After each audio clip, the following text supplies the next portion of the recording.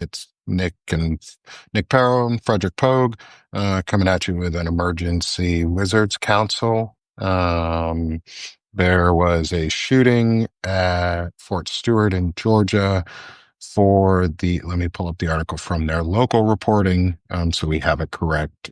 This was very recent reporting. There were 5 soldiers who were shot on Wednesday in an active shooter incident in the 2nd Armored Brigade combat team in Fort Stewart. The soldiers were treated on site and they've been moved to the Wynn Army Community Hospital. There's one person in custody and there's now no longer an active shooter threat to the community, which is good. They didn't put any information out about who the shooter was. They didn't identify anything about that person, which you can come to your own conclusions on what that might mean, as to why they might not identify who the shooter was. But at the same time, it's also equally not fucking important who the shooter is. No, not really. It's it's about the victims and it's about the people who were impacted by this and their families. And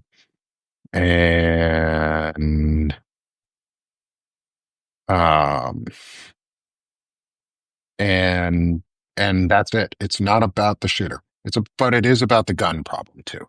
That's part of why I asked Fred to come on. It's because there's a It's, fucking gun problem in this yeah, country.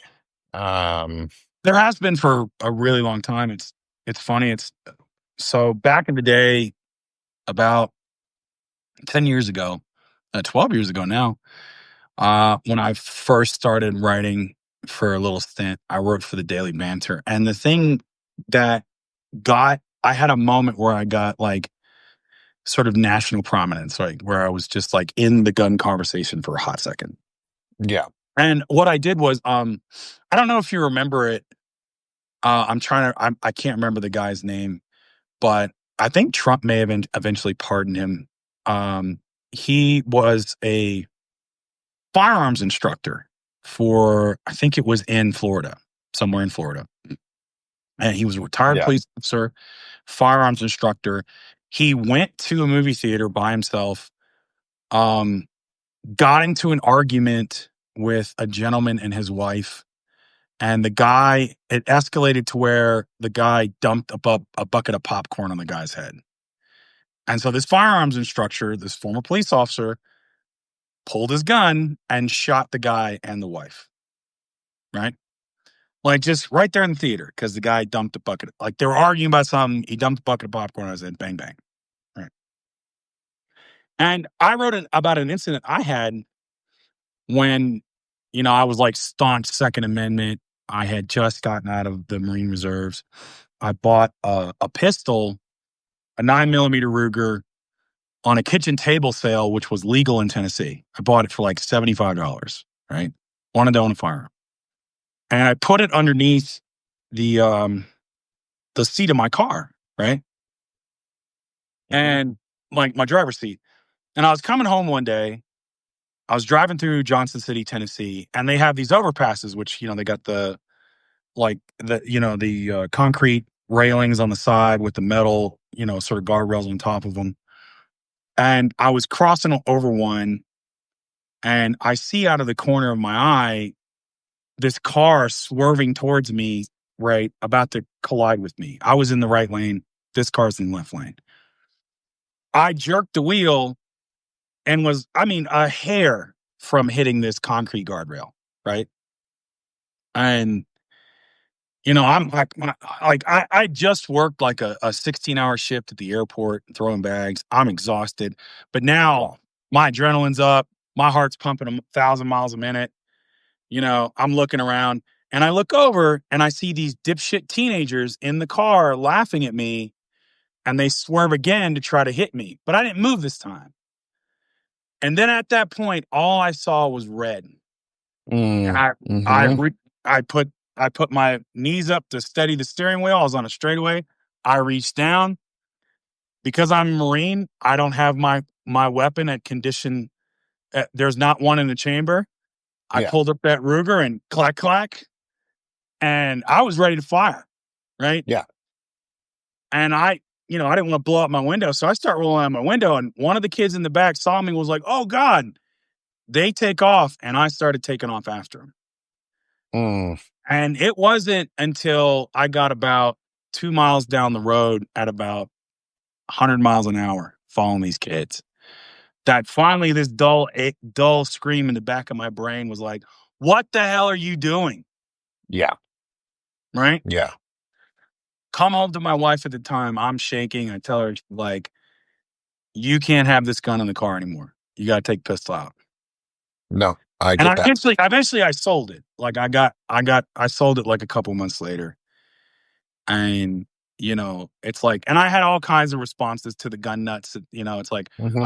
I wasn't mentally capable of carrying a firearm, or they put your life in danger, so it would have been a good shoot, and all this crap, right? Hmm. But the fact remained, they were just some dumb teenage kids, right? Yeah. And if it had been had not been for a slow power window, I would have put rounds in that car. Yep. You know, because and it happened like that. They were messing Yeah. around, and they put my life in danger, right? But they were messing around, or you know, this police chief that I wrote about at the time, former police chief, former police officer, firearms instructor, got a bucket of popcorn dumped on his head and smoked two people, Mhm. husband and wife, right there in the police. Firearm instructor. Firearm instructor. Someone you should be able to trust with a fucking firearm to know to do the right things at the right times all the time with that weapon. And the title of the piece I wrote for the banter was "The Myth of the Good Guy with a Gun." There is no good guy with a gun. There isn't a good guy with a gun. Period. I'm a trained Marine. Um, I'm a trained former Marine. I've handled firearms my whole life. I Mhm. grew up a Southerner, right? I was taught, like, to respect firearms. You never point at anybody, you never mess around. That was reinforced in the Marine Corps. I was And almost if you point a gun at someone, you're going to shoot them. Like that's the right. point. That's it. That's intent. That's it. And so the thing is, like, what gets missed in this conversation, and the same thing. I don't know. It always boils down to the specifics, right? Yeah. As if, oh, well, this shooting isn't enough for us to have the whole conversation yet. Mm. But It's it not has to enough be. It because has to be. because oh well, Sometime it fucking has to be. it Like, was it was maybe it was a soldier, and then he was, so it's that's not every gun person, or maybe it was this, so that's not every gun owner, Fred. And it's like, yeah, but how many cases have you seen of somebody who's supposed to be the good guy, or someone who's hmm supposed to understand what a damage a firearm can do? and and abuses it. And there it goes, because we're all humans, and we're all, angered, right? Yeah. We're all prone. So, and this is for the people that have a spouse, right? Or, like, whether you're married, you have a significant other, whatever. At one time, you've looked at this person and you said to yourself, I love this person so much. I would never, ever do anything to hurt them. But then stress got to you. You're having a rough patch, going through something, and you yelled at that person. You called them a name. You hurt them. You didn't mean to. Maybe you felt bad afterwards, right? But I'm demonstrating that I'm saying that is because we are all capable of anger. All of us are. Oh, I would never do that I would be responsible. Until you're not, hmm Until you you're know. not. And like I'm a trained soldier. I was in the army. I'm from Vermont. I'm grew up in a town with very few people. Like I learned how to handle guns at a young age. I learned how to properly handle weapons. I learned one of the first pistols I ever shot was a fucking Magnum, a 44 Magnum, and I did blew my arm back. And my dad was like, "Yep, now you know how to fucking shoot that." He's like, Yep. "Now you know what it feels like. Don't ever do it. You're too young." But we trained on weapons and how to use them properly. And it was always, if you, you only ever use that weapon if you're going to use it. Like if you're Yeah. pulling it out, you're going to use it and there needs to be a reason for it. And the only good reason is hunting or self-defense. But there it comes down to is self-defense. Like that self-defense, yeah, that's a good excuse to own a weapon Right. like a shotgun or a pistol for self-defense at home, but that's not a fucking good excuse to then be able to go carry it in public. Like, we don't need people walking around with concealed carry or fucking open carry of any sort.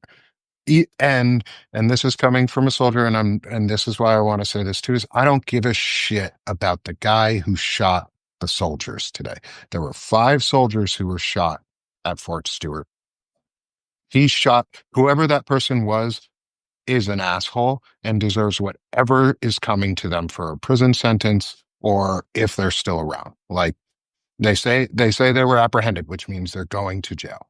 This Mhm. person is going to suffer consequences for their actions, but they're not going to suffer consequences in the terms of others preventing it, or there's no preventative measure that comes out of this. This is where our laws have failed us at this point, and where Yeah. our legislators have failed us is because they've decided that if there's a fire, if there's an incident, it's, oh, we gotta have thoughts and prayers and we can't talk about it and we can't make it political.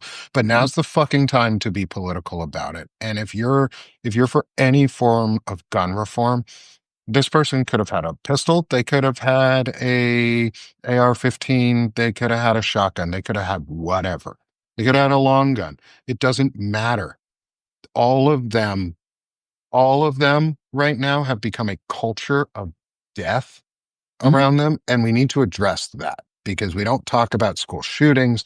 We don't talk about kids dying. We don't talk about soldiers dying anymore. We just go thoughts and fucking prayers. Well, fuck your thoughts and prayers.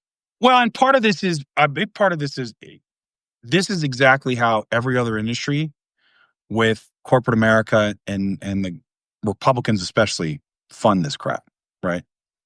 So I'll give you, so when I was organizing back 2012, 2014 in Tennessee, there was a law that was coming up on in Tennessee where you like they wanted people like they want the NRA pushed to put forth not citizens, right? The NRA pushed to where you could carry a firearm in your car to work. Okay. Think of the problems with that. Okay. You Mhm, know, okay. The Tennessee Chamber of Commerce, which represents business interests, were like, no, that's technically private property. If the business says you cannot carry a firearm on our private property, uh-uh. mhm. There was a woman who she was one of the more reasonable Republicans when they used to have those, Yeah, back in when like they were. 10 years ago. This is before Marsha Blackburn and the crazies and all this stuff. Where This was like Like, Bush era. yeah, the Tennessee legislature is a freaking mess now because of it, right? So this is Yeah, this is kind of the start of that. yeah. She had up to that point, like the gun rights thing, the report card they had, top marks, right? Mhm, But she said, "I'm going to support the Chamber of Commerce on this video or on this issue because I believe in private property." Right? Okay, that's a conservative stance to take, right? yeah, absolutely. So she's getting primaried that year. She'd been in the state legislature for like 20 years. She's like the number 3 person. Think of her like the Liz Cheney in the Tennessee state legislature. Okay. NRA says, "Oh, no, no, right? We're not like too bad. We're going to primary you." So they put up this guy to run against her. Now, Tennesseans who were in the NRA at the time told the NRA, "Stay out of this. Mhm, We like this woman, right? This is not the issue we want to die on. Don't put all this outside money in here into our state and in this race." They ended up putting in $2 million in a state rep race in Tennessee on a primary for Republicans. She lost by like half a percentage point. And they put that guy in there. And there were people so mad, they lifetime NRA members called in their memberships. It was Good. a big thing about it. And so the point is like the NRA has long stopped representing the rights of gun owners, has long stopped representing common sense gun laws, which is what they were founded on. Yeah. When it first came into being, it was to teach people proper shooting techniques and for common sense gun regulation. When I was a kid, I believe it was the gun. I was a Boy Scout, and we had a great Boy Scout troop. Like my dad was part of it. I grew up, my brother's an Eagle Scout. I was a Life Scout. I stopped because I was doing too many other things. I didn't have time to do an Eagle Scout project.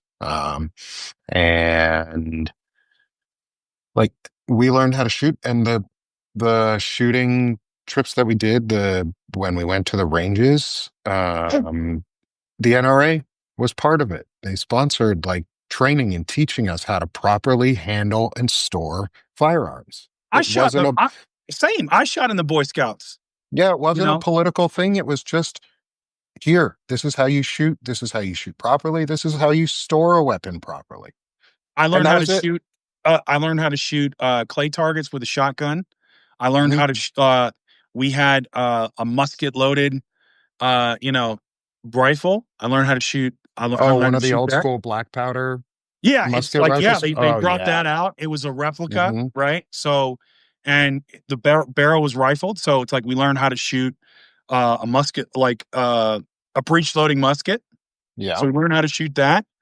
We learned how I shot a double barrel shotgun. I shot multiple Yeah. revolvers, snub nosed, and regular 38 standard.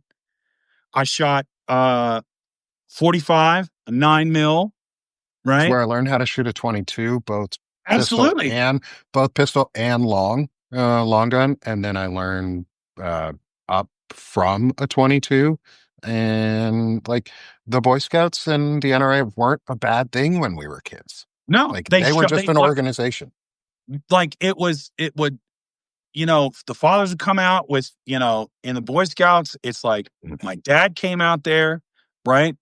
And it was just, and you had everybody's looking on and they're teaching proper gun safety. We're shooting on a firing range. You get tons of classes about how you handle it, right?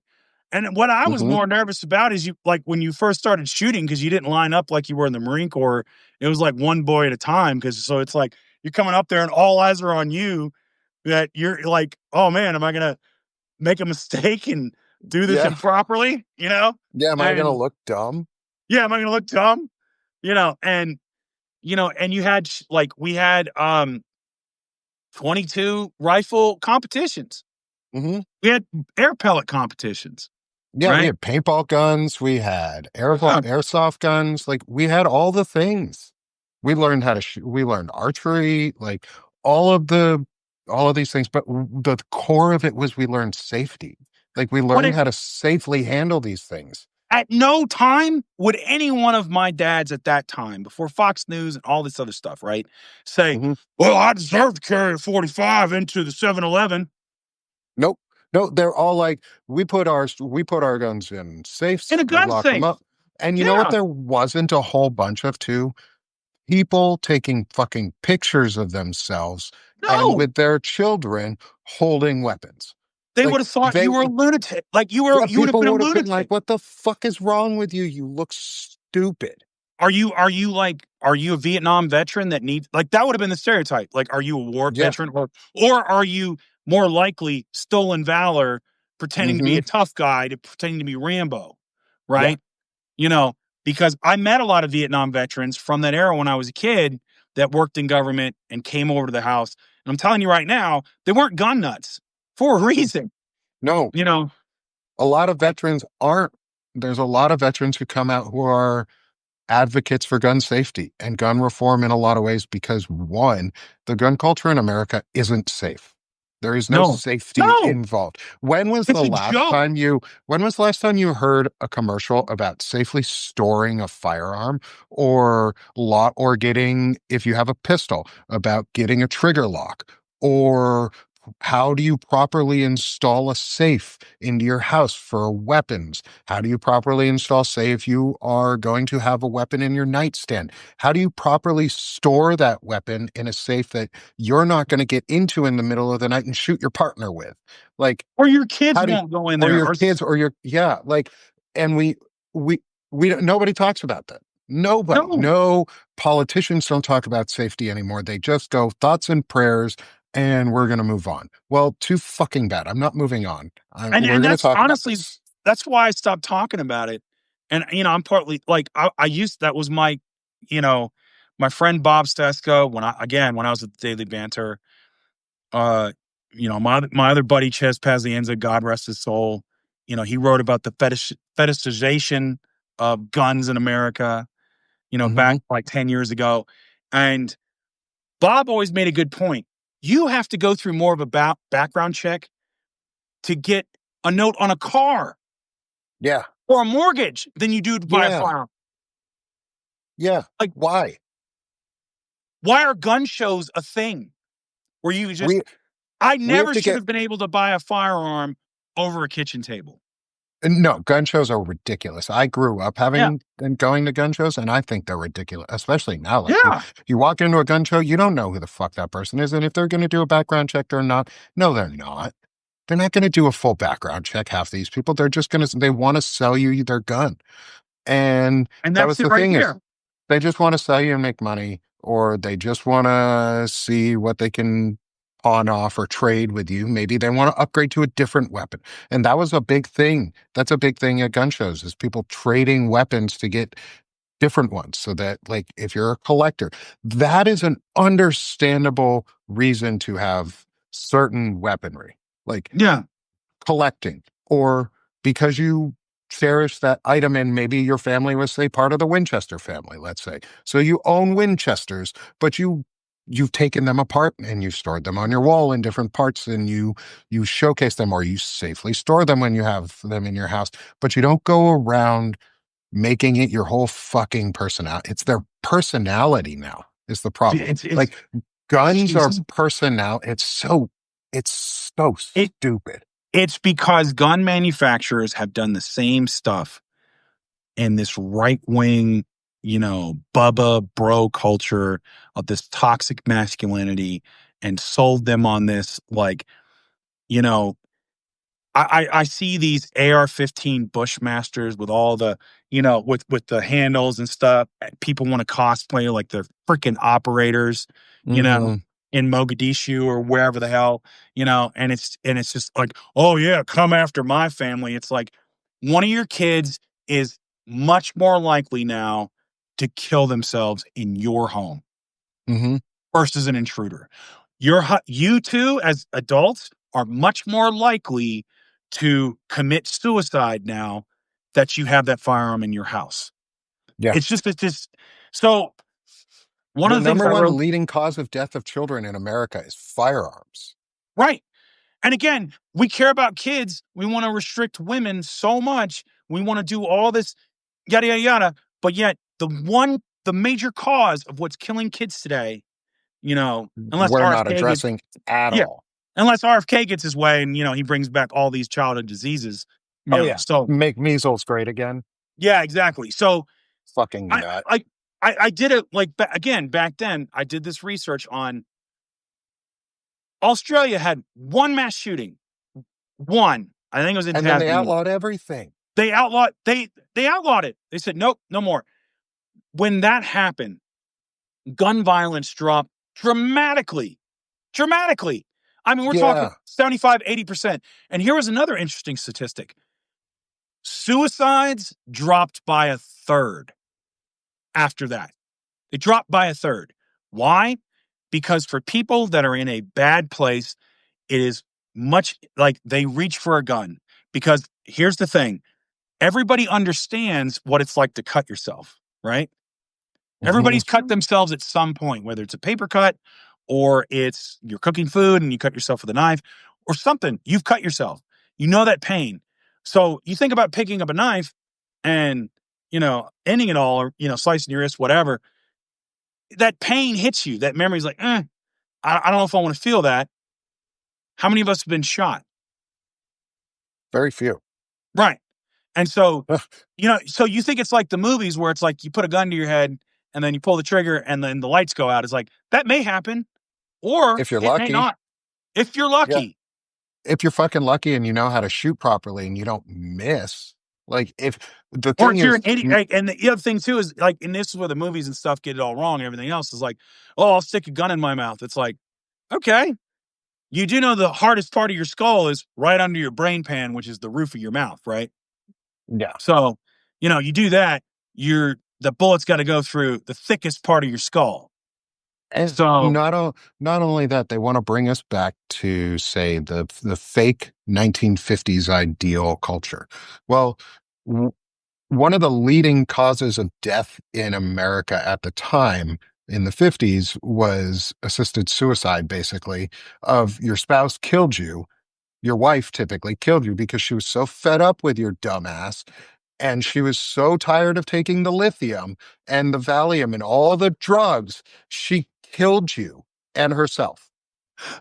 yeah, And we bro. want to talk about men dying. All of a sudden, men, let's go back to the 50s and see what fucking happens because women have guns now. Women have rights now. Yeah, You're but not going I, to I, take those. I got to But what disagree with you there. I've been told by right wingers that women were happy back then, even though they couldn't. were they? That's what they Oh, said. That's what they say all the time. Even yeah, though they couldn't get you're right. they couldn't get a credit card, they couldn't Or get house. a mortgage or a lease on an apartment or a job, even though they worked during the war, and like basically made it to where we could win the war, and they couldn't get a bank Rosie the account. Riveter, right? They couldn't get a bank account. And here's the thing too. Everyone says like I was like 76, I think it was, when women could finally get, when that passed where they didn't have to have a man sign for a credit card or mortgage or apartment. They were still being discriminated against into the 90s if they were a single mom. Yeah, And then they had to pass still another are. law to stop that, right? Yeah. And so I mean, if for those of you who were around in the 90s, you remember the show Murphy Brown when her character became a single mom and they talked about those single mom issues, right? And so it's like women who are divorced who now have a job and now are the primary parent of their kids, can't get a place to live because they're a single mom. And So now we're going back. We're going back to all that shit. Like they want to take away women's right to vote. They want to take women's right to work. They want to take your right to do all the things. They want you to go back to that again. But we can't. I don't want to go back. I could I barely don't want run to my go life. back. I don't want to run Yeah. women's lives. I can't run mine. Yeah, You fuck know, that. I've got kids. I don't want to run anybody else's life. I don't have kids. I'm not married, and I have a tough time filling out paperwork for myself. Like, Yeah. Like I don't want to run a woman's life, you know? remembering to go to the doctor on my own is hard enough. Like I don't run my wife's life to tell her when she goes and does stuff or how to do things. You know what I do? I let that woman have a fucking life and I encourage her to go do amazing things. We gotten so off topic though because we got down this rabbit hole of the 50s, which is fine because But here's I the don't want to messed go up back part. in time where women are going to start shooting their husbands at home because Even in now the there's guns 50s, everywhere. even in the 1950s, you couldn't own the firearms you can own now. It was Yeah, illegal, back you then know? there weren't shootings like there would be No, now. because it was illegal. You weren't allowed to own the firearms that we have access to today. Yeah, And they were around back then. There were Thompson machine guns. There were all these things that but they you were could illegal as fuck. yeah, because it's like, oh, you wanted to have a Thompson machine gun? You literally had to submit to a background check with the FBI. Yeah, And you had to give a reason for why you needed it or wanted it. Usually it was because you were a collector. And then you had to demonstrate that you were not going to use it, that it was going to be, like there were all these just to get a Thompson, right? And yeah, now they got these jackasses that are like, oh, I got a 50 cal freaking, you know, quad gun platform. You go out in Las Vegas desert and shoot it. Yuck, yuck, yuck. It's like, yeah, you know what, there, champ. Why don't you go join the U.S. Army? You can go shoot all the big guns you want. Yeah. I was in the Marine Yeah. Corps. I shot the Mark 19. I shot a freaking Oh, the mortar. Mark 19 is my fucking favorite. It is pretty dope. I'm not ain't I gonna lie. love the Mark 19. I got to shoot that Lay it down, ain't gonna be quite a nothing few left. times. You lay that Uh, thing down, ain't gonna be nothing left. you oh know, my God, it's so fun. It's a little, just for people who don't know, it's a little mini semi-automatic or fully automatic grenade launcher. you And know. it's fucking awesome. It, But you it, can't own one in the US for a reason. There no, are gun laws that prevent you. You're not allowed to own that because that's a weapon of war. But then we decided that nor weapons of war, because we've been through 20 fucking years of war now, in plus in America, we forget straight. I mean, there's almost been not a time in my entire 35 years of life where we have not been in some sort of war or conflict. Like we're always at war. And that's the thing, is that sells gun and it's make guns more prevalent because now we've decided that, like you said, people want the AR that they can customize and look like Rambo with. I fucking shot those. Like they're fun if you want or to I'm shoot them. I'm I'm Ghost from from the video game, whatever. Yeah, or Like I'm an operator. I'm an I'm operator. It's like you Keanu ain't an operator, Reeves. man. Like, You yeah, know, like I'm John Wick fucking handling a firearm. Like Keanu Reeves is good as shit at a weapon, but you know what he does? He does it safely. He trains on them and he doesn't show it off as a trophy to him. no, It's just a thing he does. It's not his sole personality. Like that's one of the things that if you ever look at Keanu Reeves, he's a responsible gun owner because he knows how to handle them and then he stores them properly and then he doesn't fucking talk about them like it's his whole fucking personality in life. And we got to get people out of that because it's sick and it's prevalent and it's been brainwashed into people that the Second Amendment means that you can own all the guns in the world uninhibited for any reason, but you can't. Like you just can't. That's not what the Second Amendment says. It's not an unfiltered amount of weapons that you can have. There is a regulation, and it does have to do with a well-regulated militia. I mean, I'll circle back to we talk about the women and the abuse, right? Mhm. When I was organizing in East Tennessee, this is so 2012, 2014, and I came across a surprising statistic because I was looking up stuff back then. It's like I'm organizing, got to have these talking points, got to educate yourself. Yeah, Tennessee was number one in domestic abuse, number one with and I couldn't believe it at first. I was like, that can't be true. Come on, man. Like, one of the things that red states all talk about is, oh, look at all our crime. Oh, we're so low on crime. Oh, cities like Chicago and New York, oh, they got so much crime. I don't. So I called my buddy up, right? Who was a defense attorney at the time. Yeah. Anybody knows about criminals? It's my man. That's what he does for a living. So I call him up. I say, hey, man, I came across this statistic. It says Tennessee's number one in domestic violence. Is that true? He says, oh, yeah. Oh, it's true. So people get to, you get these guys get to drinking, you know, they beat their wives or they shoot them, right? About a week later, my wife at the time worked at WIC, Women, Infants, and Children in Carter County and the Carter County Health Department, right?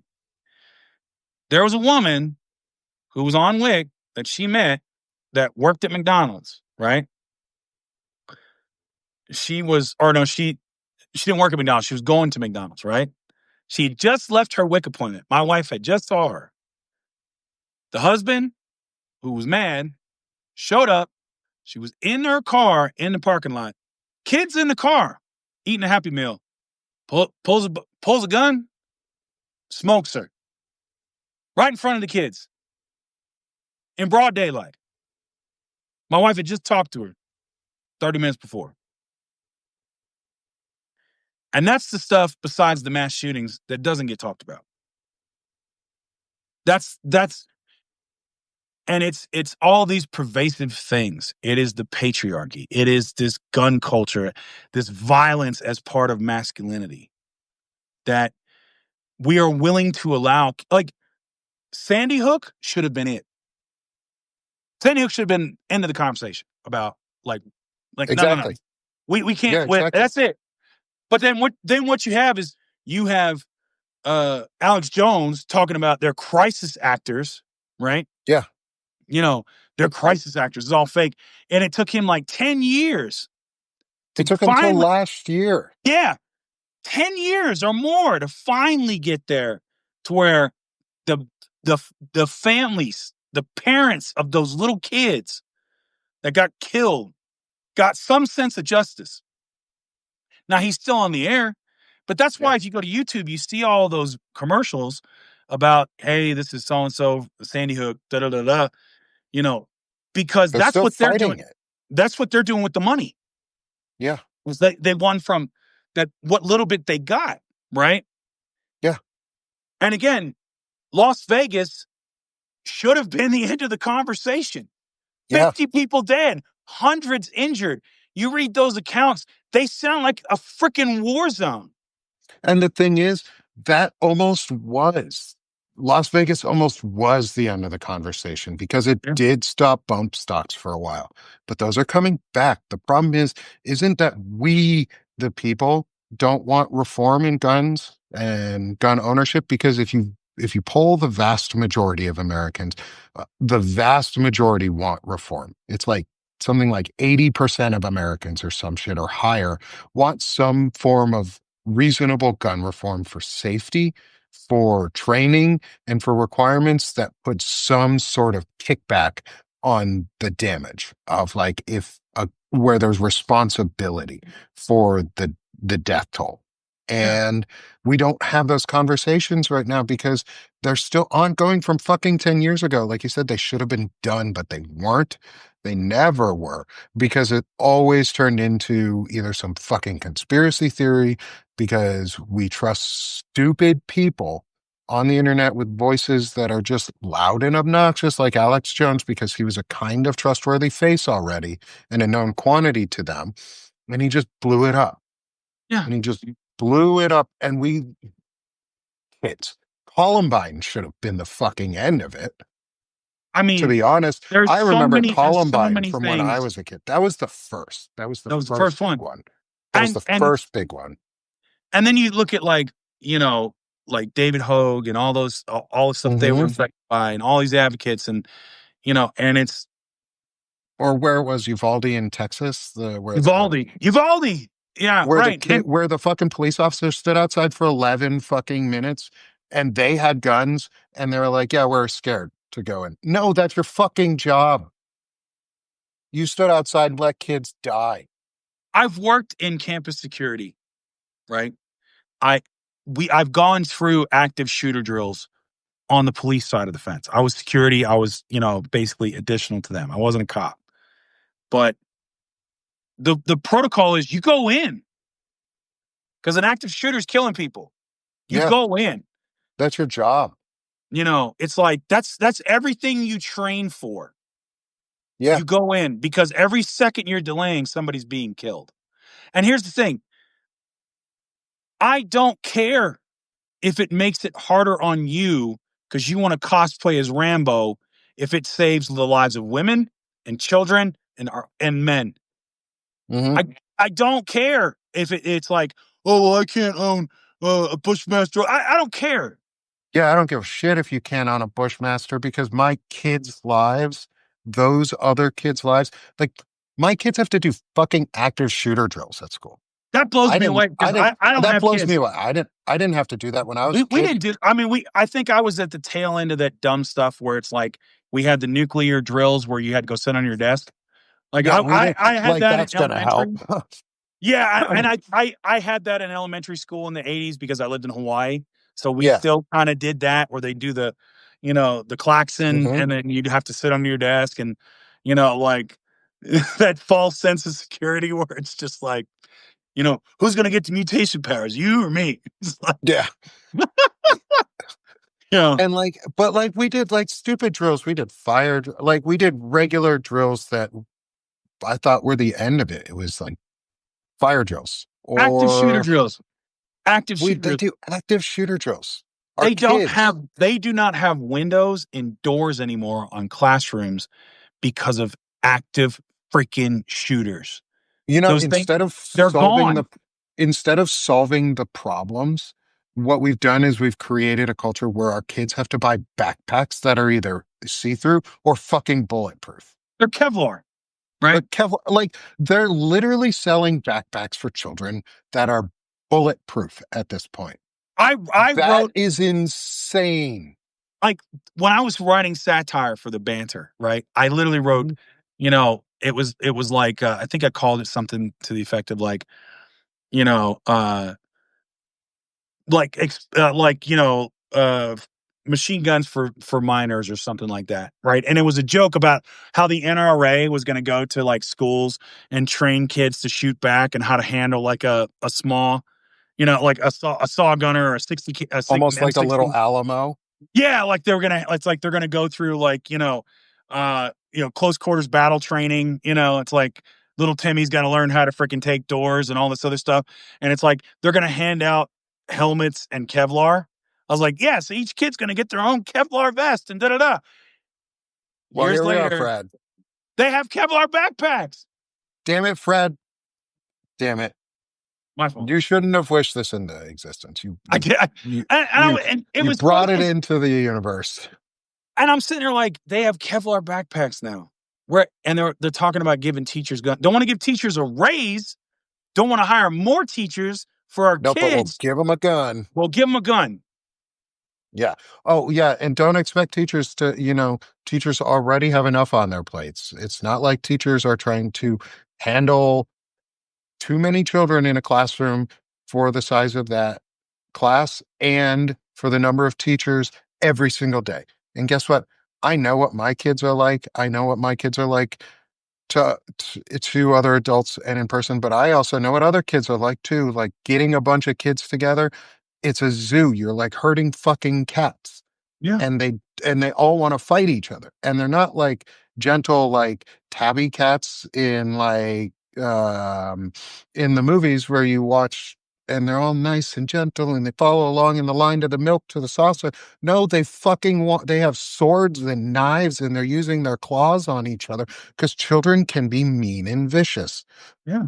So you're expecting an adult who has had to go through years of school just to learn how to teach, to then now have to learn how to be a psychologist, a social worker, a firearms safety manager and instructor, basically, an active shooter prevention and a shield against shooters for children.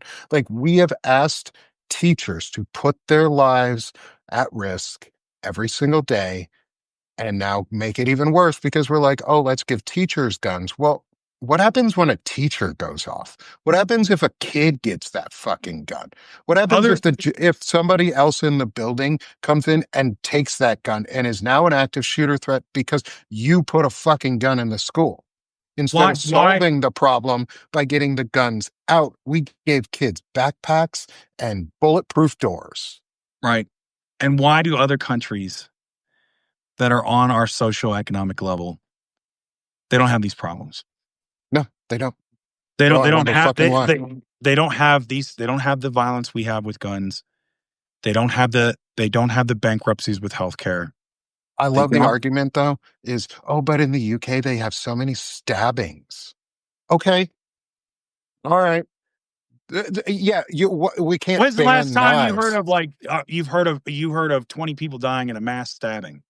Yeah, like that you're talking one person, maybe two if they're lucky. Like if they're really lucky, maybe they'll get more than two in a I stabbing. remember But it takes a lot to kill somebody in a stabbing. I know this because I've listened to Morbid enough, the podcast about people who die in random ways. By the way, if you've never listened to Morbid, they're a cool podcast. Those two ladies are fucking awesome. Um, but it takes like 20 fucking stabs at minimum to do that normally. And yeah. who's got time to be stabbing 20 people 20 times? Like your I mean, arm's going to get it depends on tired. who. it depends on who it is. I'll make time. You know, Yeah, I like mean, yeah. yeah, But for me, it's like whoever it is, I'll make time. You but know, like, but like, it's one or two people, and I know that's kind of callous, but I'd rather have one or two people hurt than 20 or 50 it's or not cows. an I remember entire school of kids. when I was so this is back 2012, right? I visited a friend in Melbourne, Australia. You know, took the trip. I was in grad school. Summer off, I go over there. At that time, she was like, "Oh man," like somebody was like, "Where are you staying?" And I told them. They said, "Oh, it's a dangerous area." I was like, "Okay, yeah." There's Mhm. somebody running around stabbing people. I was like, "Has Okay. anybody?" I was like, "Has anybody died?" And they're like, "Well, no, but there's like been 3 stabbings." I went, "Gasp!" Like I'm Like, I'm from the United States, man. Like you yeah. know, a stabbing Whoa. does as like they're like, yeah, but it's all over the news. I'm like, a stabbing doesn't make the news in America. It doesn't even make casual conversations in a checkout line. You Yeah, you know? could be like, "Hey, man, I got stabbed like a couple weeks ago," and they'll be like, "Yeah, but I got shot." Yeah. It's like I got dude, I mean, I remember getting gas at in LA, and one of the homeless guys came up to me and was like, show me his gunshot wounds. And I was like, hey, here you go, man. Here's $10. I was like, and he's 21 and he's just like, yeah, man, it messed me up. It's like, it's just like hit my liver and this and that. I was like, damn, you know, and And I think that's something too people don't really know about firearms is when a bullet hits you is how it ricochets in your body. oh God. Is Um, and I want to make sure I know there's been a lot of chat going on in the chat thread, and I'm definitely not ignoring, and I hope y'all see us hearing and coming back on some of the points you're making. But we're not making light of any of, especially the guy like stabbing violence. Um, we're using it as an alternative example because that's what the right uses as their example is like, well, but they have stabbings. I'm like, yeah, but I'd rather have a stabbing than a shooting. To be to be 100% honest, like we got to be realistic about how we talk about this subject Yeah. because And I it's mean, if you're going to so have a fucking mass, bad. if you're going to, like mass stabbings used to happen when you had medieval battles. You got to get a Yeah, whole bunch of people, you know. like what are we going to do? Have a LARPing event and people actually bring out swords? Yeah, then we have a mass stabbing. But that's a coordinated event. Typically, you got to have like cavalry and people are trying really hard. Like that's I that ain't want gonna happen on the and spur of a moment. so, and here's the argument I always put back with this, right? Because Mhm. I've been in this debate for a long, long, long time. And, you know, well, yeah, then people will still try to kill each other. They'll still get knives. Okay. Okay. Knives have other purposes, right?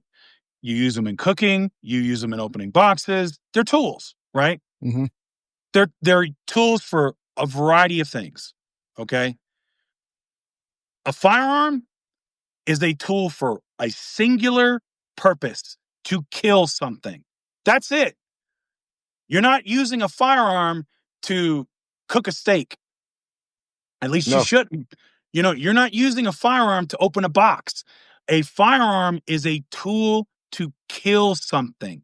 That's and it. that's it. That's its only purpose. So my thing is, rather than, you hit people is like, well, yeah, okay, yeah, but people might run over someone with a car.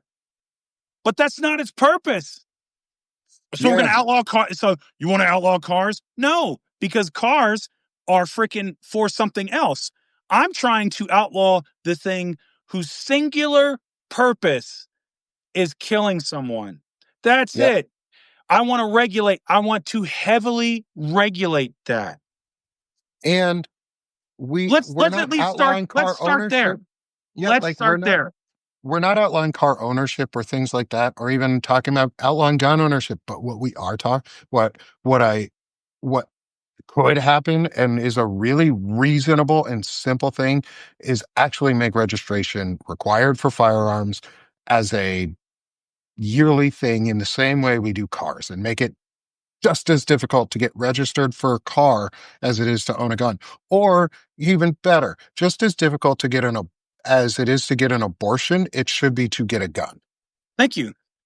Or at least do this. Like, how about we try regulating firearms like we did 30, 40 years ago, and Yep. let's see what it does. And you know what? Like, if suddenly stabbings go through the roof, we'll revisit that issue, but Yeah. let's compare it. Can we do that? Can we at least go back to the laws we had on the books before? Yeah. And instead of saying, oh, well, because stabbings might rise in the My event of gun deaths going down, it's not a it's not a corollary event. Like just because one happens, the other isn't going to happen. It's not cause and effect. Just because we think it might doesn't mean we shouldn't do the other thing. Like stabbings see, might go up, but gun deaths will go down.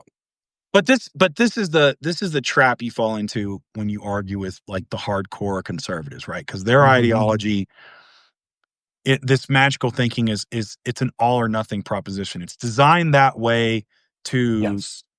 to not budge on these issues, right? And so the conservative guy will come up to you and say, well, if you can't eliminate crime completely, then I have to have a gun to defend myself, which is complete lunacy, right? Yeah. Because what we're really talking about is harm reduction and harm mitigation. That's what we're talking about. And And trust in government, to be totally honest. right. And that the government is the entity because it's supposed to be representative of the people to Yeah. say, hey, we want our kids to be able to go into a safe school environment. Yeah. Okay. How do we do that? Well, we make it harder for people to own guns, Yes. you know? And the thing Hmm. is, like, well, back in the frontier days, they had laws in town where you couldn't open carry for a reason because Yeah. cowboys would get drunk and they'd shoot things up. And so what did lawmen do? They started banning firearms in town, Hmm. Yeah. you know? And yes, the Second Amendment in the US is pretty clear. I'll read it just so that there's no mistake as to what it actually says, which is a well-regulated militia being necessary to the security of a free state. The right of the people to keep and bear arms shall not be infringed. Doesn't say it can't be regulated. Right. Doesn't say it can't be controlled. It says it's infringed. That means they can't stop you from owning a gun, but they Mhm. can make it harder to get one because or they can make it safer to own them or train you to own them so that you are safe in your handling of them. Because guess what? Before that, in the Constitution comes your right to life, liberty, and the pursuit of happiness and Mhm. freedom. And the idea that you have free speech, which means your free speech shouldn't be able to be silenced by somebody shooting you. Yeah. Because freedom of speech comes first, not the Second Amendment. Guess what? It's number two. It's I'm number fine. two. Yeah. Like it ain't number one. It came in second. It's the first loser. Like it's the first loser for a reason because number one is freedom of speech, which guarantees us the ability to criticize all this bullshit that is happening and tell the government how fucking wrong they are. Because the point of the government is to provide service. And one of those services is police and a force of internal security to serve and protect. It used to be on police cars, you'd see the slogan serve and protect. You don't really see that as much anymore because they're not really there to serve and protect us. They're there to serve and subjugate us, Mhm. or subjugate and not protect us. But it used to be a real thing. Like that's the trust that's been broken is we don't need individual firearm ownership. A well regulated militia is a key portion of the Second Amendment. It comes before the second part, which says the right of the people to keep and bear arms. First, it says a well regulated militia. That's how it's opening. That's how the Second Amendment opens, is a well regulated militia. I mean, Because, we could do what they do everything else. We don't outlaw it, but we say, okay, you want to own an AR-15 Bushmaster? It's like, all right, you got to turn over all your documents of who you are to the federal government for a background check plus the state government. We can set there has to be a mandated place where you store that firearm, right? Not in your house, right? It has to be a mandated place in the public, and you have to pay for space. Plus, you have to pay for legal liability insurance in case that firearm's used against anybody, right? Mhm. And and so if anybody's shot with it, that particular firearm, or you shoot somebody with it, you have to pay you basically make it damn near unaffordable to have a certain type of firearm. You can have it legally, Mhm. you can Yeah, have you it, just have but to if be it able to costs afford you all of it. $40,000 a year to maintain having an AR-15, You ain't gonna do it. no. And so it's like, all right, but what can I have in my home? It's like, how about a shotgun, pump action shotgun? There you go. Yeah. Like, and the thing is, the first part of the Second Amendment clearly states a well-regulated militia. Well-regulated. The first fucking words are a well-regulated militia, which means regulations. There are regulations on it. Do you know what the well-regulated militia was? It's the National Guard. The Yep. well-regulated That's militia how is the National National Guard. fucking Guard. You know Mhm, what? That's what they're there for. They're there mhm, to protect against the tyranny of the presidency and the federal government. mhm. That's what the National Guard is for. They are a well-regulated militia. There Yeah, are they have an other armory. militias. Yeah, Yeah, they have an look, armory, they have training, they have standards, they have regulations, yeah, you you don't know? bring your gun home. You put it in a centralized location. You have to check it out. You actually have to fill out a fucking form every time you do, too, and Mhm, sign it and have the person who's checking it out to you sign it. And then when you get it back, when you bring it back in, they give you that form and they keep a copy and they sign it and you sign it saying, yep, I turned in my weapon. I cleaned my weapon. It was checked by the armorer. They said it was secure and safe and not loaded. and heaven forbid they give you that stupid bayonet and you lose it, Oh you my know? Heaven forbid, yeah, they give you any sort of attachment to your weapon, No, and it's like, oh, where'd the bolt go to this tiny little weapon right. thing that I gave you that's for not for what you use, but is really for a long gun from Vietnam. Like the M16 might fit it, but you have an M4, so that's not really the same. We had one company commander when I was in my unit that just loved to issue bayonets when we would Oh my God. go to the Why? range. Because he's like, "Well, you're gonna carry this to the time of war, so you gotta make sure Uh, you know where to put it." I think I lost it like twice and somebody found it. I got lucky because it's like there's nowhere to put the damn thing, right? no, they don't You put a know? bayonet holder on the front of your No, weapon anymore. this isn't World War II. I mean, you could put it on there, but there's nothing on your LBV or anything you can Yeah, you put. gotta put an extra pocket holder like, I had a knife with me, but I didn't carry a fucking Well, the damn bayonet. thing's not good for anything except stabbing, so you can't. It's like trying to open an MRE. You're like, Yeah, yeah, you're gonna cut yourself. yeah. You can't cut a steak with it, so what the fuck is it good I for? literally had a punch dagger that was better for opening an MRE. It's like you pull it out, you just go zoop, and there it is. It's open. You know, and it's like, God, I got I had a this. staff sergeant. Did I? Oh man, I guess we got time. You want to? We'll do some story time, right? Yeah, hell yeah, we're here because we're talking about an issue and it's gotten us into some good points. I'll tell you, this is the kind of Marine I was, and why I was surprised when they promoted me to corporal because I was an all the way pain in the ass, right? Because I was 20 years old, and I knew more than your average 20-year-old, but I didn't know when to shut my mouth, like I kind of do now, kind of. Yeah, kinda. Oh, I had this punch dagger, because it's like it was back like we bought a bunch of knives, right? So I had like the Leatherman, I had Hmm. that, and then I had a punch dagger and I had a K bar, right?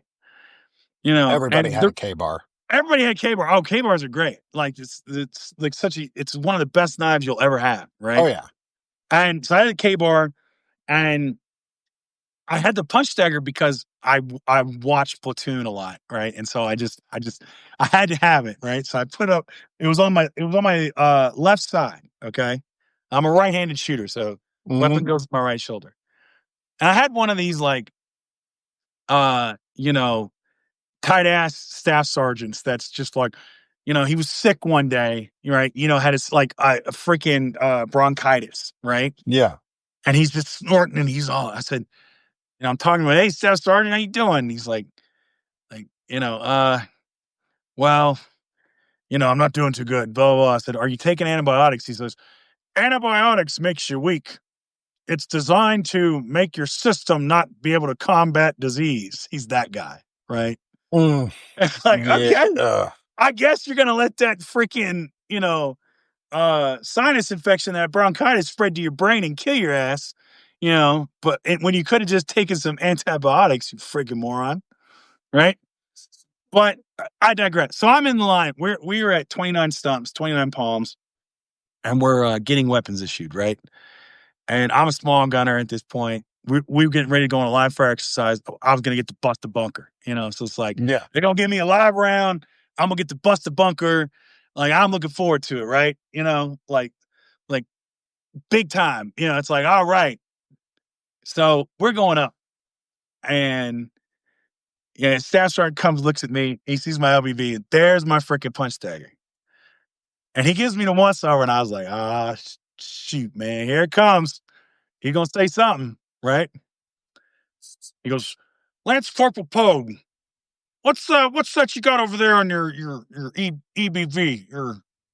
And I said, or LBV, your load bearing vest, right?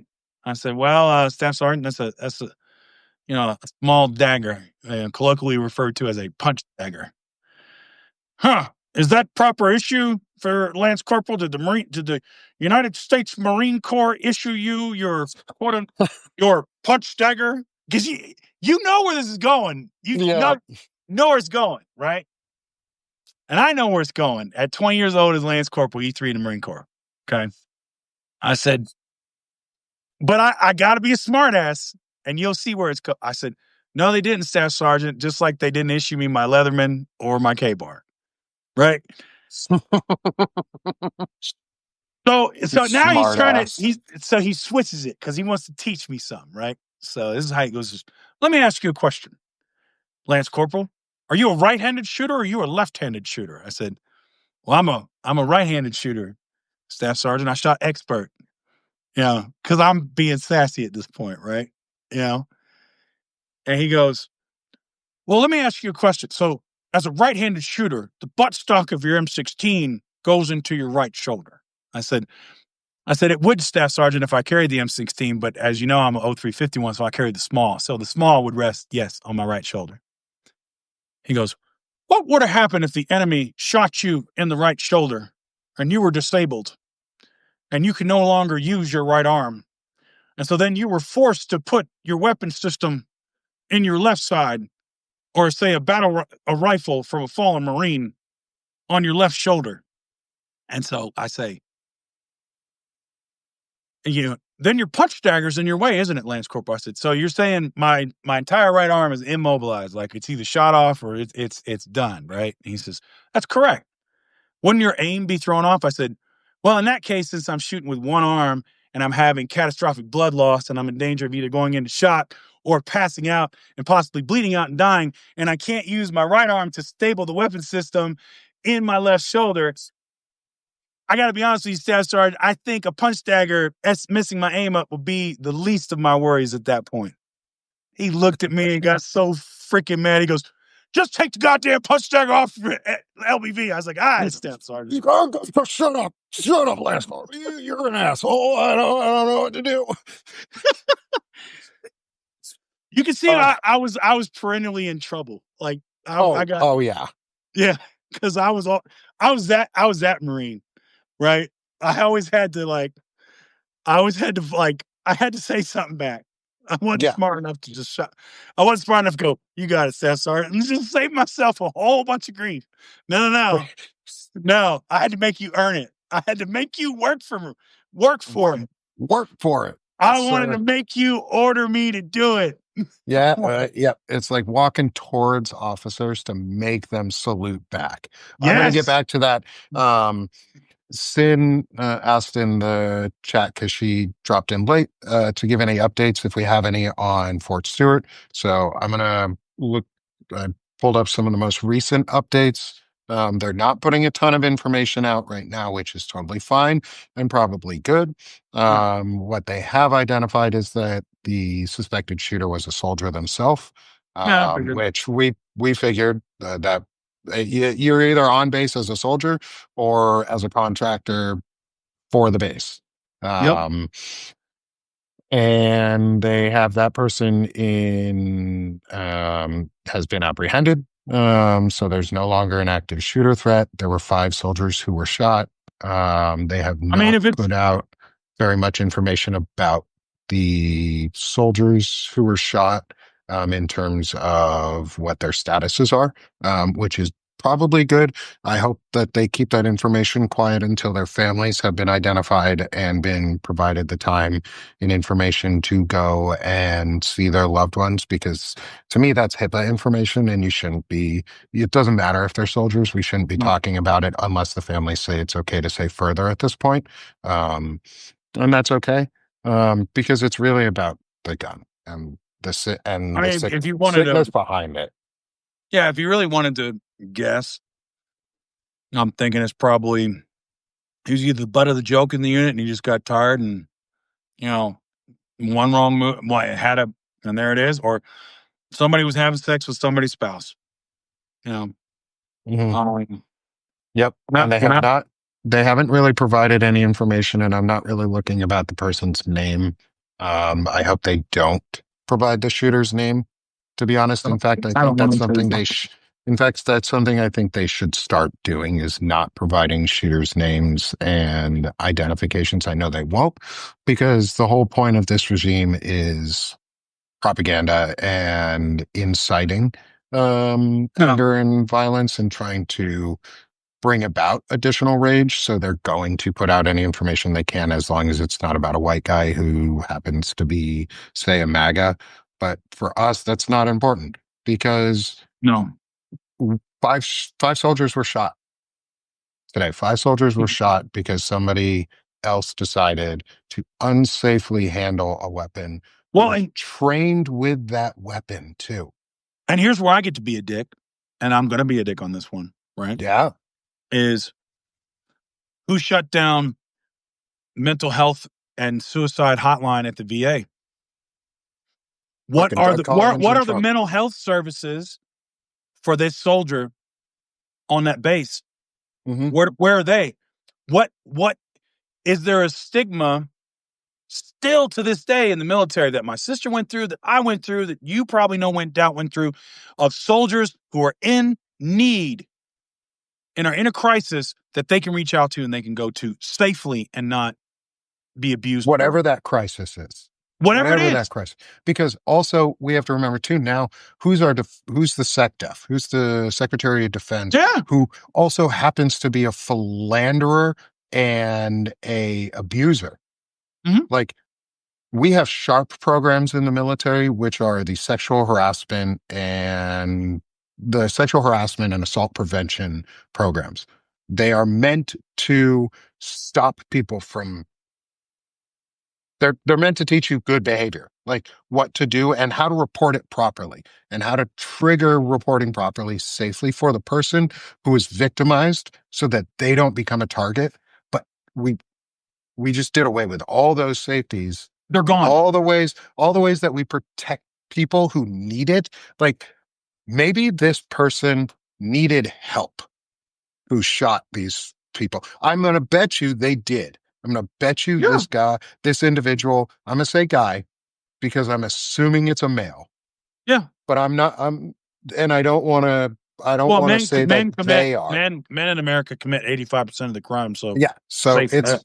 and I can probably safely guess that they were white, because about 85% of the crime that's committed by men is also committed by white men. Mhm. Um, and it tends to be very violent crime when they Yeah. do it. Um, and so whoever this person may be, they probably fucking needed help, and they've been told their entire lives that getting help And is weak and bad and makes you not a man, or makes you a woman in some it's way, even or worse for women in the derogatory. military. It's And it's even worse worse for for women. women. And It it's is worse, way worse. Way, way worse for women in because the who are military. you going to tell? as a woman if your power structure is all men who don't believe you, who aren't going to believe you. Like their power structure, women have no power structure that they can go to in the military on average that believes them, let Yep. alone men coming and telling that they've been abused, which happens so far too often in the military for anybody's liking. But women never talk about it either. And when they do, they're victimized further because they're never taken care of in the right way. I'll tell you, And I'll give you a little bit about it, and it's Mhm, not close to this, right? When I was in AA and I worked in Philadelphia, um, I had a buddy of mine that I met at DCA. mhm, His, my buddy Joe Dancy. Joe's the greatest, like, he's an awesome dude, amazing guy. yeah, You know, like always had a smile on his face, always just like upbeat, great dude. And we met at DCA. He went up to Philly because that's where he was from. Transferred up there, get on mainline. Went there, told him I was up there. He was the first guy to take me out in Philadelphia. Right, yeah, good friends. I was a manager, and then he eventually became manager. Right, I was busy. This is right before Christmas. Right, and I was like, man, hey, well, let's catch up after we come back. Da da da. You know, and you know, it's Christmas Day, and somebody calls me from work, and I'm like, God damn, man, I don't talk to this dude. So I let it go to voicemail. And the text is like, hey man, call me back. It's about Joe. I was like, all right. So I called him back. He said, hey man, Joe died. Now Joe was 34. And I was like, what do you mean he died? He said, yeah, man, he was with his girl and he just said, I don't feel so good. And he fell over. And so what had happened was he'd had a heart attack years earlier and he didn't know what it was. Right. It was like bad ingestion, they said, and it weakened one of his valves. And so he's just a ticking time bomb because he liked to work out like really, really hard. So it was just yeah, one of those genetic defects, right? hmm This is why I say people need help. So I come back after this. I get in a meeting and we all had like a group meeting, right? So it's all these managers in my team. We're sitting around and I hadn't processed this yet. And one of the managers who we didn't really get along starts talking shit about my section, right? And normally it'd be like, yeah, I'll take care of it or blah, blah, blah. That day I wasn't having it. yeah, I stood up and I'm like gesturing, like the Marine DI came out of me, the knife hands coming out. I'm like running up down the road. And I was like, if you come in my section, I'll beat your fucking ass, you piece of shit. Da, da, da. I mean, just completely unprofessional. yeah, Like, I storm out of the room, slam the fucking door. I'm heading my section. I'm like ready to rip the world in half. You know what I mean? hmm And my duty manager comes up to me, he goes, Fred, and I'm ready to give him some too. You know? I'm ready to just unleash, baby. I want it all. Give me all the smoke. Let's go. yeah, He stops me, he goes, Fred. And I was like, yeah, what's going on? And he's like, this is about Joe, isn't it? I just started crying. Like hmm instant waterworks. hmm Broke down and cried right there. And they're like, hey man, do you need to get some help? Do you need like we've got a psychiatrist, somebody to talk to. I bawled for like 15 minutes, you know? and you needed it. Yeah, because that was the first meeting back and Joe's not there. hmm Now I don't know what this man went through to do this thing that he did. I don't know what this shooter was going through. I don't know what kind of person he was, right? All I can tell you is that these services, these things for people that are trained to commit acts of violence as part of their trade, that are under tremendous pressure, you know, that are Or underpaid, underpaid, undercared for. yeah, but in this toxic culture that has not changed, Nope, it's gotten worse. it's gotten absolutely worse, you know, and then we wonder why they snap. Hmm. when there's no resources for them to go to. There's no culture that says, hey, let's this is going on. Let's handle it. Like, hey, come, like you can come. My sister, man, she's a West Point graduate. You know, they found this Smart is as shit is what she is. yeah, man. So this was '05. She's in Hawaii. This is during the global war on terror, right? Yeah. She's in an air conditioned office. It's a cake assignment, right? Air conditioning. Those contractors do all the work. She's just there to like monitor the work, Hmm. Had a commanding officer that didn't like her. My sister had been sexually assaulted a couple years prior, so she's unpacking it. Right, took the time to go see a psychiatrist. Right, the reason my sister got out of the military on a medical was because her command was trying to use her going to a psychiatrist to get her out.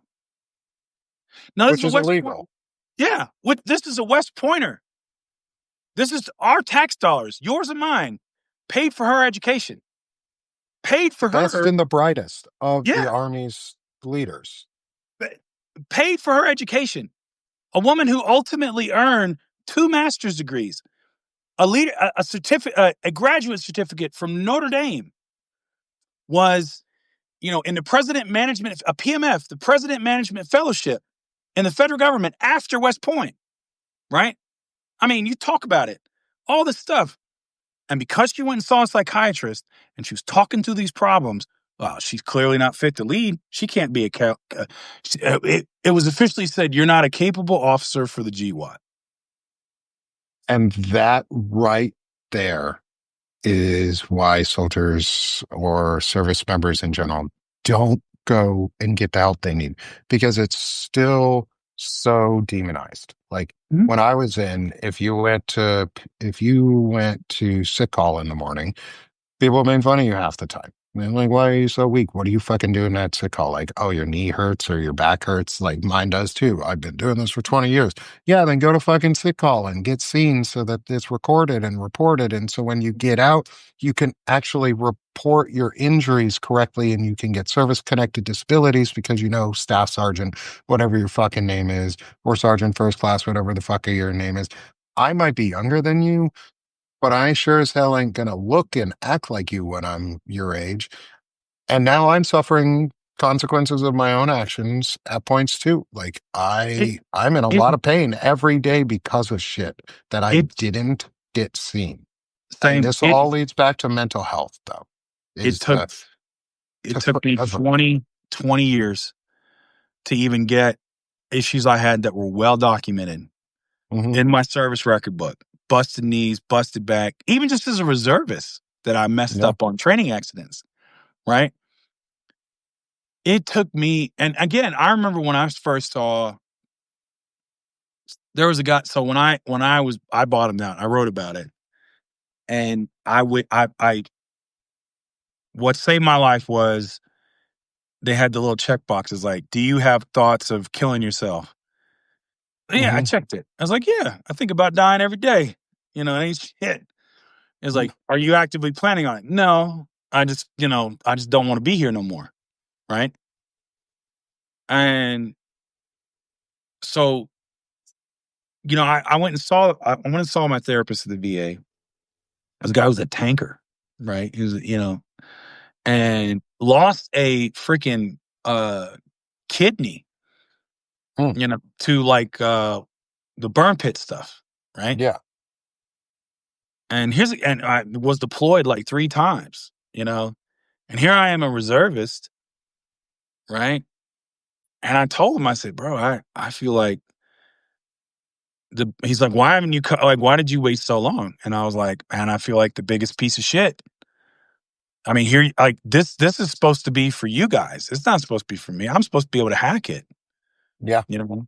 Like, I'm not you. I didn't have burn pit stuff. I didn't get deployed. I didn't do any of that, man. Like and he says, "Yeah, but," I said, "I need to this space needs to be for somebody else." He goes, "Yeah, but those guys aren't showing up. You are. So, I'm here to help you." and that's it. That's the stigma of it, Hmm. right? My pain, I should be that was and I had that for the longest time. I should be able to hack it. Yeah. And Yeah. there's something wrong and I'm failing. I'm a piece of shit because I can't hack it. Yeah. And it's such a pervasively evil mentality that that Mhm. is, because all it is saying that is your only value is how much pro- production you can make. Like how efficient you can be to produce something for somebody else is your only value, your intrinsic value. So you can't stop. You can't stop working. You can't stop being a soldier. If you're going in to get checked for health, that's bad. Like you're weak, you're falling behind, you're letting your friends, your soldiers, your battle buddies down. That's a stigma, is you're letting your battle buddies down. Somehow by going to see mental health, we have convinced ourselves, because which is something that we were in the middle of a really incredible revolution towards, was the millennials and younger we're incredibly open about our mental health. We talk about it all the time. Like people my generation and younger, pretty much what we talk about. We talk about mental health every single day because we've been gaslit since we were teenagers. I was in middle school when the towers fell. I watched the fucking thing on TV. My brother went to war.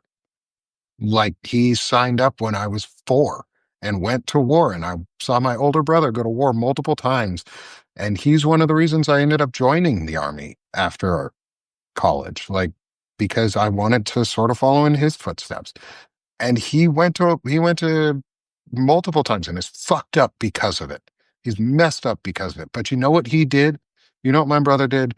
Because we had a mom who was a psychologist, or we have a mom who is a psychologist, and he came home and he got help every single time. He went and talked to a therapist every single time he came back from a deployment. Every single time. Because he was messed up and he knew it.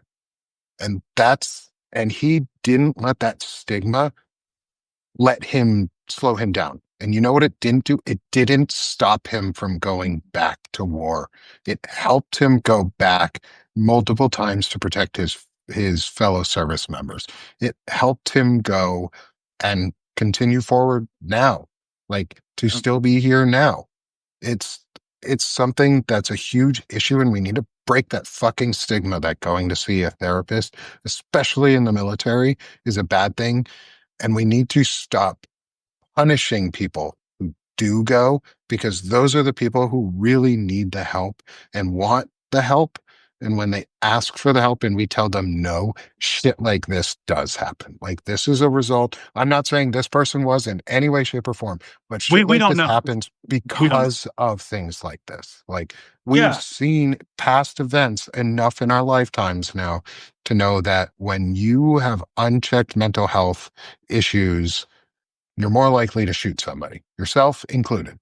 And because of the pervasiveness of guns in in our country and the culture that guns are fucking normal on everything, like your Christmas card has guns on it. That's not fucking normal. That's a mental health issue. That's an I issue. and it's my both my parents hated. I mean, it was part of that stigma, right? I think my dad was undiagnosed bipolar because he'd have wild mood swings, Hmm. all this other stuff. My mom, I think, is my mom's borderline personality disorder that she never got help for. She was assaulted when she was younger, right? Um, my sister was, which she told me about years later. I was molested when I was 5 years old, you know, and so I came from a place where, you know, like my idea of mental health was you just need to get tougher. You need to get Hmm. tougher, right? You're not tough enough. You need to get tougher. And there's a place for that, suck it up, right? For Yeah. yeah, there's a like if you're trying to complete a task or you're going through a short-term thing that's very hard, right? It's like, yo, man, just freaking dig deep and push forward. right? Yeah, because adversity teaches, but it's not Right. always, But it doesn't have to yeah, be there all the time. but where I lost my marriage was because of this, right? Mm. You know, my ex-wife told me fairly that I felt more like your mother than your wife because I wasn't getting help. I would keep it internalized or I'd suck it up and I'd go and I'd go and I'd go until I collapsed, right?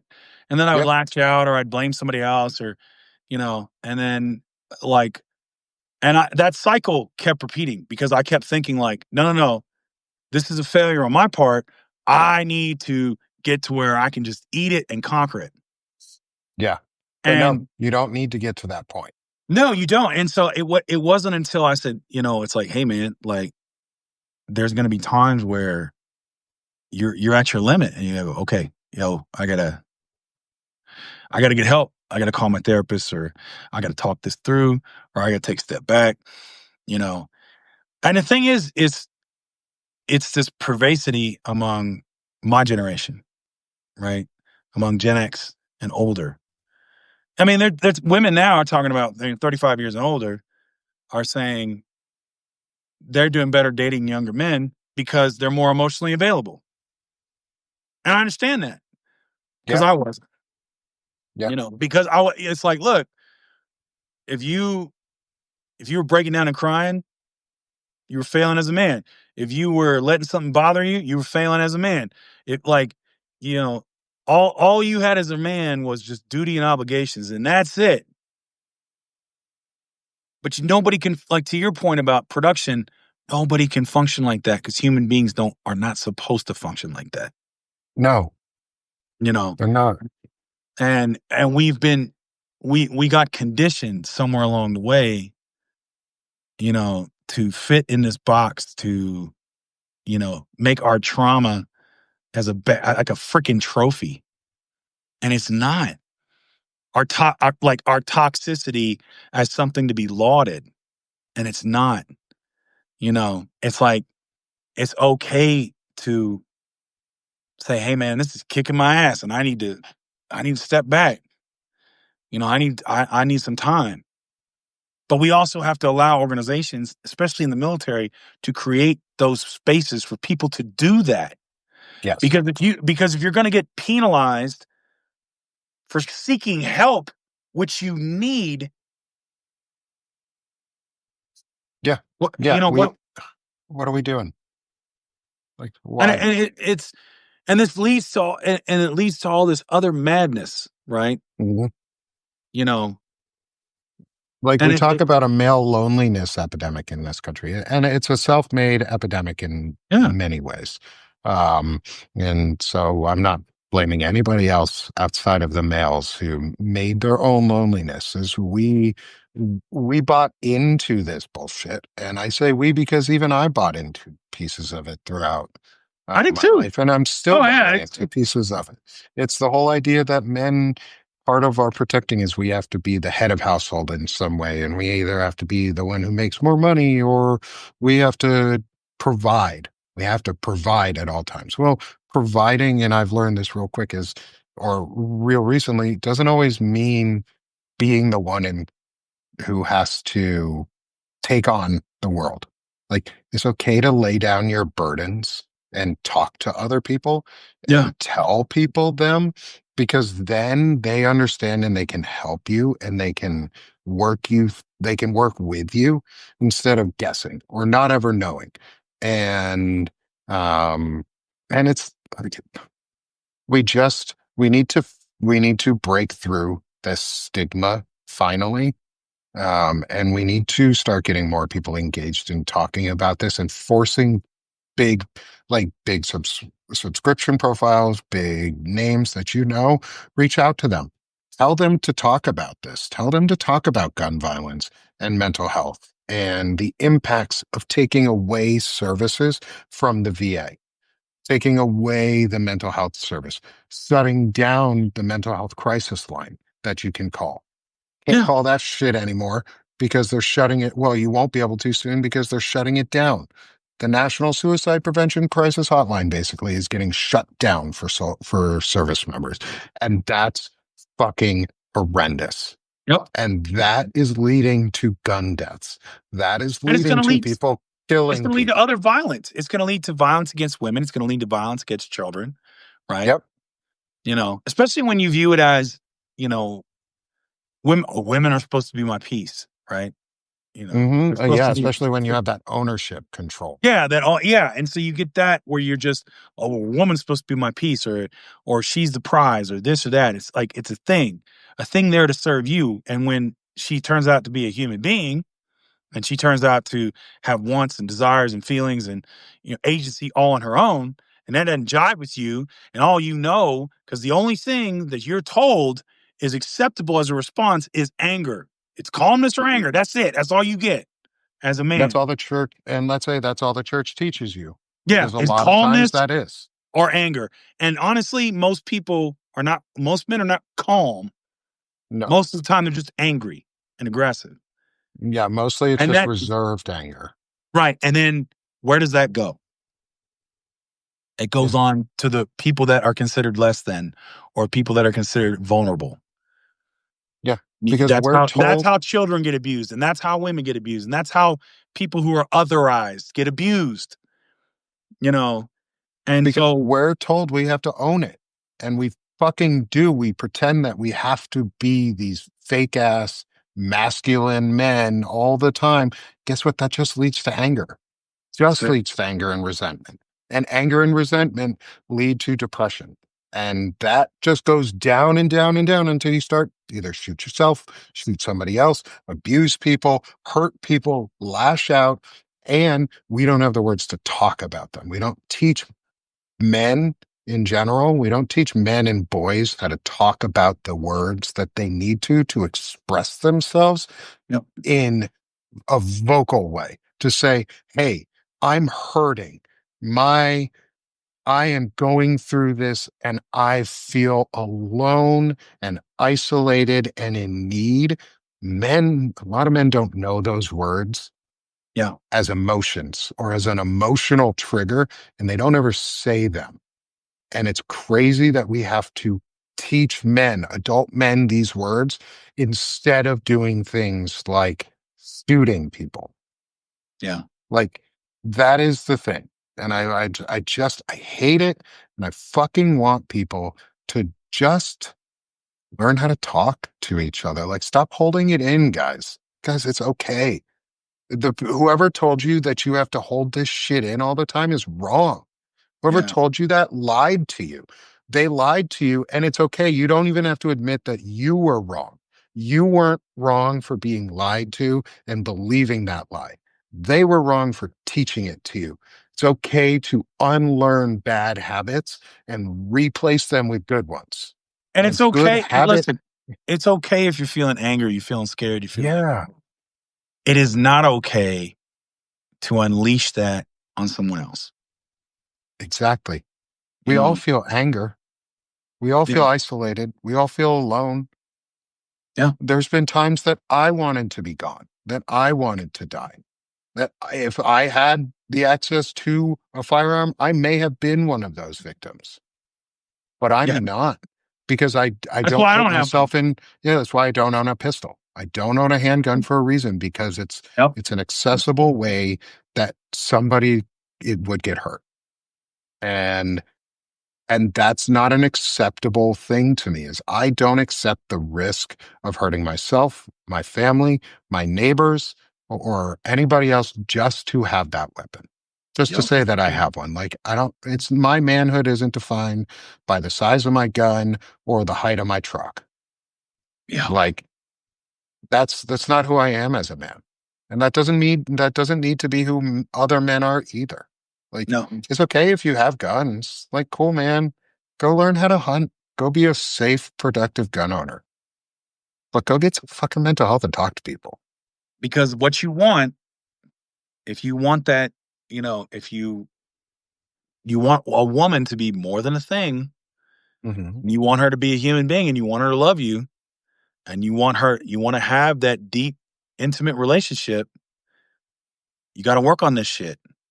Yeah. Because these are going to be the barriers that keep you from that deeper, intimate, loving relationship that you really want, right? Trust me, as someone who's been married for over a decade now, for just over a decade now, if you learn to talk and to emote which means let out your emotions and speak them, to emote. It's okay to do those things as men. Like, it's okay. And in fact, it's really encouraged. And I'll give my own example of I worked like 80 plus hours a week for a couple months straight, like every fucking week. But what I did was I isolated myself internally and I told myself I couldn't tell my wife that I was hurting right now and that I felt I had to do this because I was the only one who could do it. And I thought I had to have the entire weight. And if I didn't work this hard and I lost my job, we would lose everything. And I didn't tell her any of that shit. That was like a year ago, not even. Finally told her. You know what happened? All that stress came off. All that stress came off my shoulders. And I was like, wow, I'm not alone. And my wife was like, thank you for telling me. I needed to hear that because I thought you were pushing me away. I thought you were mad at me. It wasn't her I was angry at. It wasn't her and the world I was mad at. It was my work. It was my job. And I couldn't express it because I just decided I had to hold it in for no fucking reason other than I thought it was manly. Yeah, Because you because know what's more you're not manly? supposed to burden somebody else. You're not supposed to, Yeah. I you know. thought I was a burden. I thought I was a burden, and I still do. That's a big thing that a lot of us fight with Yeah. is we think we're burdens to other people. You're not a fucking burden for existing. You're not a burden for asking for help. You're not a burden when you ask for support because that's why you have friends and family. They offer themselves to help you.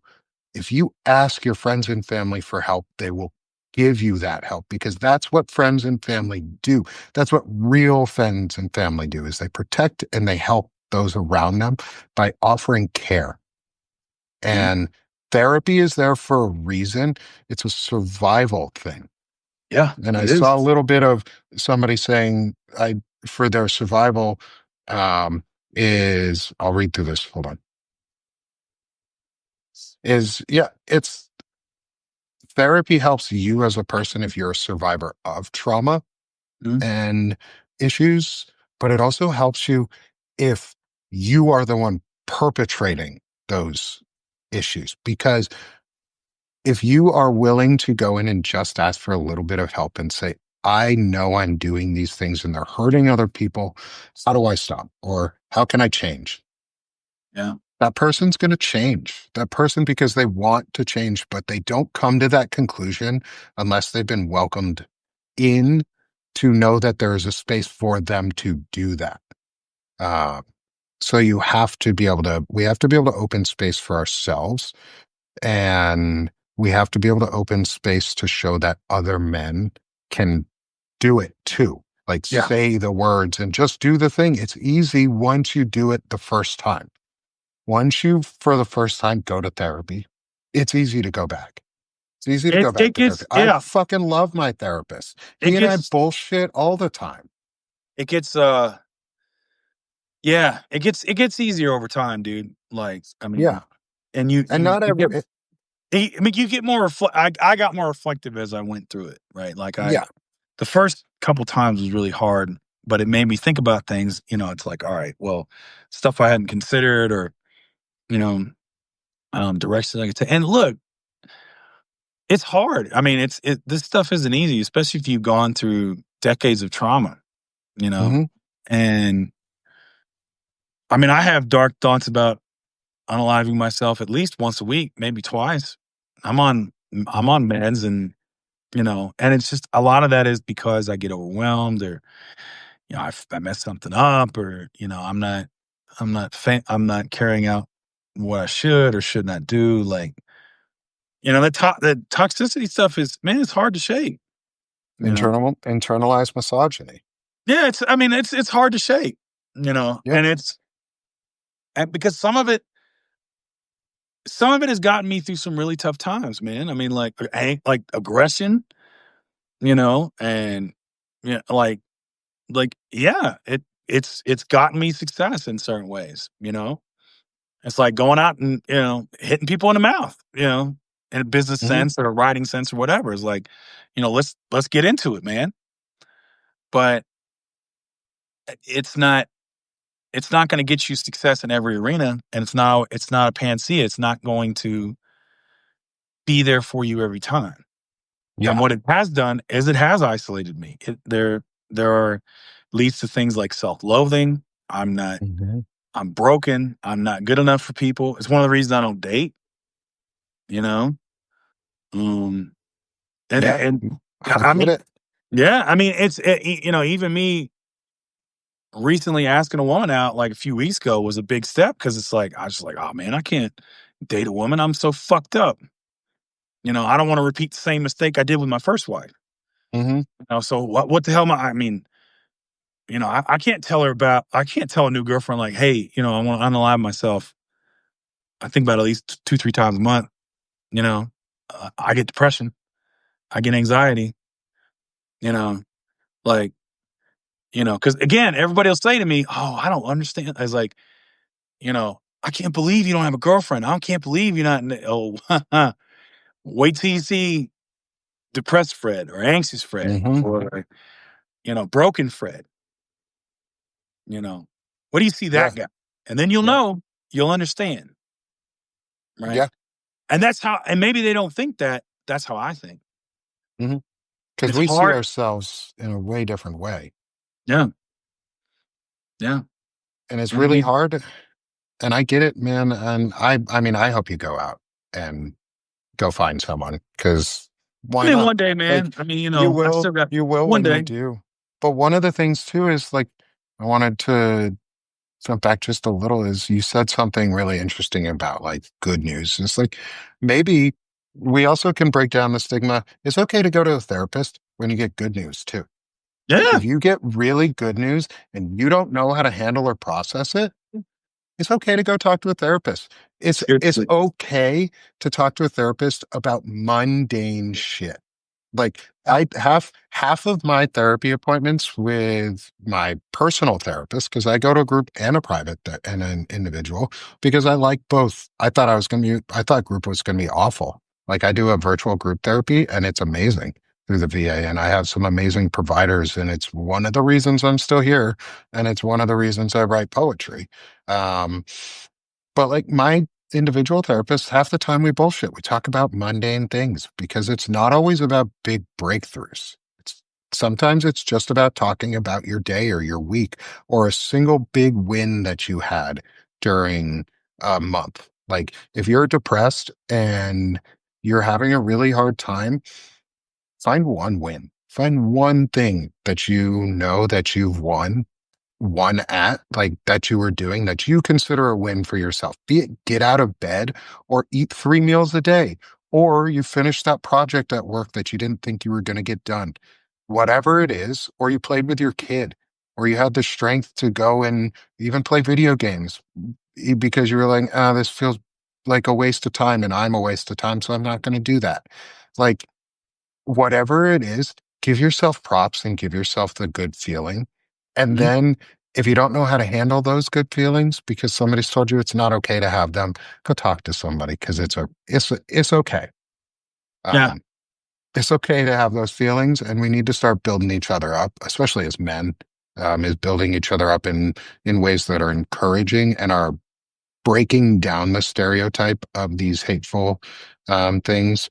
um, well, we've gone for a while, Fred, and I'm going to get back to because I got to go. We got some stuff to do this afternoon, Do it. but I wanted to hop on and talk through some of the stuff that had happened today because of the shooting. Um, I'm going to look up one last time before we go if there has been any final last updates. It doesn't look like really anything other than they've been apprehended and that we'll find out more as they get more information out. So keep up on your news. Do not let yourself buy into the propaganda and Nope. the sensationalism of these events. Like, we're mad, but talk about it. Like, talk about what's important about them is that there are needed gun safety changes that have to happen. We need to talk about mental health and how they're taking away those services, not just from veterans, but from everyone, because Yeah, the cuts to Medicare and Medicaid are going to lead to increased suicides and deaths and gun violence. they And are. we have to talk about it. People have to be brave to talk about it. So keep talking and don't stop because it's important and because our lives matter and your life matters. Um, 100%. so, Fred, any closing words from you before we go today, brother? No, I think you said it. You said it best, bro. I got it. I mean, that's yeah. I would have said the same thing. I'll, All you know, right. Well, thanks for coming on with me, y'all. Everyone, thanks for the incredibly active chat as always. And to everyone who's here, thanks for joining. Please be smart out there, be safe, go get some help if you need it. It's okay. And let's go have a great afternoon. Thanks, y'all. Thanks, Fred. hey, appreciate it. Have a good one.